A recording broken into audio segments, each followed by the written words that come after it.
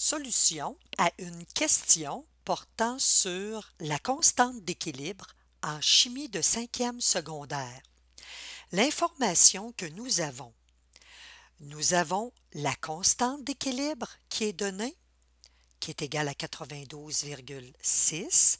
Nous avons une concentration du diazote qui est donnée, donc la concentration du diazote qui est donnée. Par contre, cette concentration, c'est mentionné que nous avons une concentration du diazote à l'équilibre, mais celle-ci correspond à des grammes sur 250 millilitres. Nous avons aussi une autre information qui est donnée, c'est la concentration du dihydrogène à l'équilibre. Encore une fois, le mot à l'équilibre est très important. Elle est égale à 0,06 g, encore une fois pour le 250 millilitres. Donc, ce sont des concentrations, par contre, c'est des quantités en grammes pour un volume de 250 millilitres, et nous savons qu'avec l'expression mathématique de la constante d'équilibre, nous devons substituer toujours des valeurs de concentration en mol par litre. Alors, nous devrons transformer les concentrations ici en mol par litre.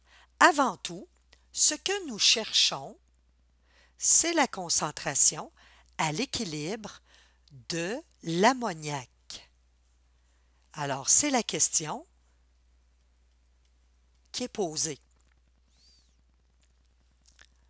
Donc, nous n'allons pas faire ici un tableau IRE puisque les concentrations qui sont données sont à l'équilibre.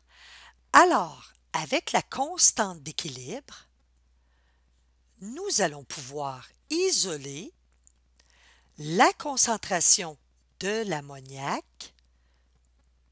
après avoir substitué la valeur de la constante d'équilibre ainsi que les valeurs de la concentration, des concentrations du diazote à l'équilibre et du dihydrogène à l'équilibre. Parce que nous connaissons les concentrations, il suffit simplement de les transformer en molarité.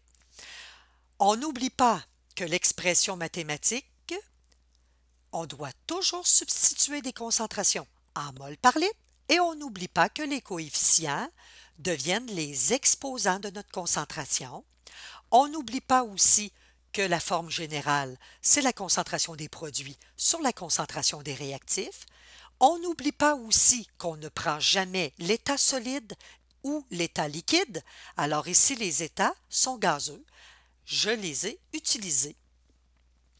Toutes ces substances étaient à l'état gazeux, donc j'ai utilisé toutes les concentrations.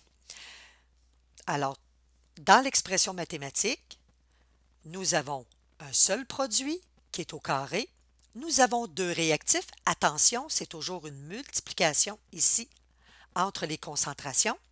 Le diazote, il est à la 1 et le dihydrogène, il est à la 3.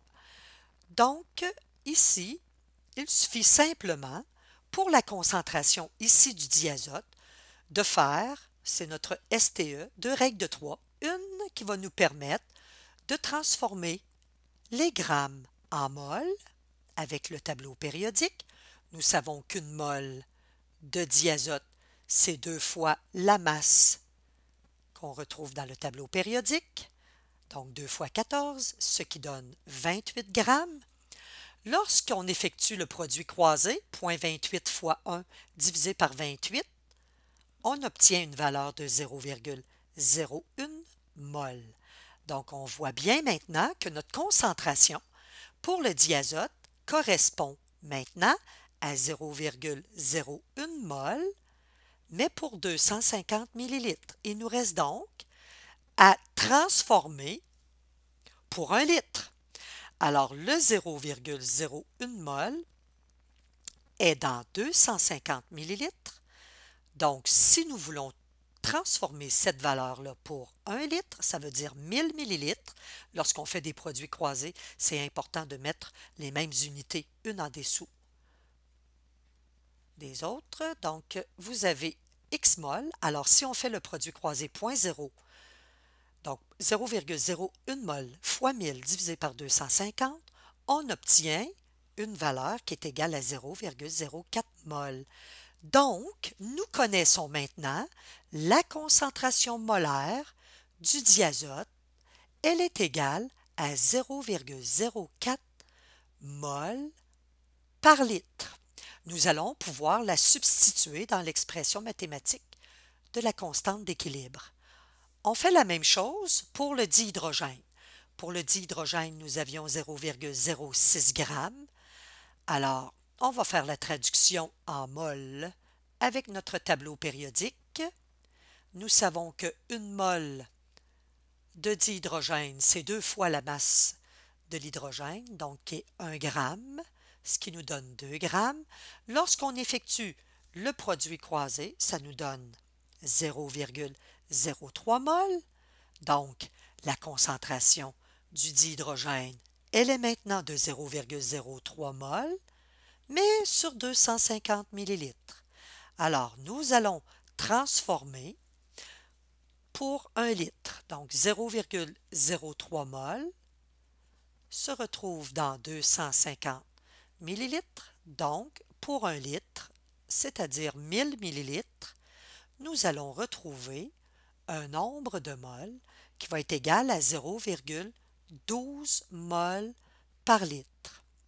Maintenant, nous avons la concentration du diazote qui est égale à 0,04 mol par litre. Nous avons la concentration du dihydrogène qui est égale à 0,12 mol par litre. Nous avons la constante d'équilibre qui est égale à 92,6 et on peut utiliser directement dans l'expression mathématique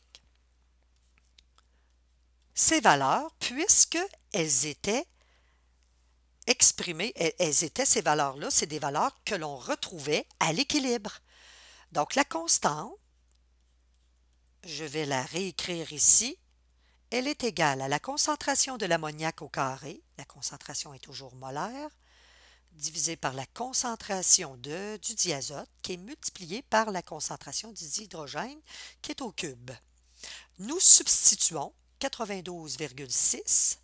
Nous ne connaissons pas la concentration de l'ammoniac.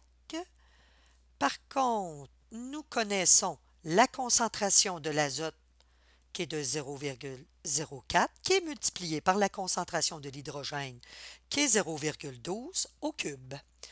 On fait le produit des extrêmes est égal au produit des moyens. Alors, nous allons retrouver ceci. Nous allons effectuer notre multiplication et par la suite, pour avoir simplement la concentration de l'ammoniac, nous allons extraire la racine carrée. Donc, lorsqu'on extrait la racine carrée, la concentration de l'ammoniac nous donne 0,08 mol par litre. Si on avait demandé la quantité de l'ammoniac à l'équilibre pour cette réaction, donc la quantité en grammes par exemple, et non la concentration molaire à l'équilibre, mais la quantité en grammes. Alors, avec notre concentration ici, on pourrait rebrousser chemin, ça veut dire, premièrement, transformer les moles en grammes et ramener cette quantité-là pour 250 millilitres. Mais ici, la question, c'est qu'on voulait connaître la concentration à l'équilibre de l'ammoniac. Donc, normalement, elle est exprimée en molarité, en mol par litre. Elle correspond à 0,08 mol par litre. Si vous avez des questions, vous pouvez les poser sur le Facebook de Patiosciences. Vous pouvez aller voir les cours en ligne sur le site internet patiosciences.com.